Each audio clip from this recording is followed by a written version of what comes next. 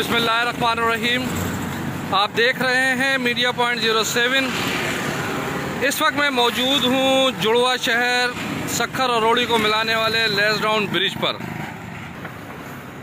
इंतज़ामिया की जानिब से सड़क के दोनों अतराफ फुटपाथ की तामीर की जा रही है। ये मेहनतकश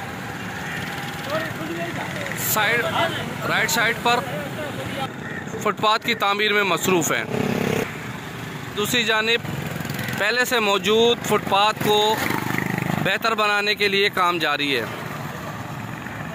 हैरत की बात है, एक महदूद छोटे रोड पर दो अतराफ फुटपाथ बनाने से ट्रैफिक का निज़ाम बुरी तरह मुतासिर होगा।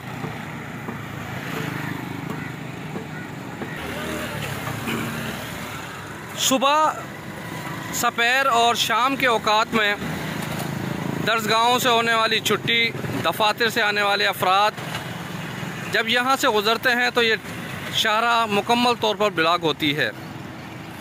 पॉलिसी के फुकदान के बाइस खदशा है कि ये ट्रैफिक जाम का मसला मज़ीद गंभीर हो जाएगा। Parvez Khan, media point, Lansdowne bridge, रोड़ी।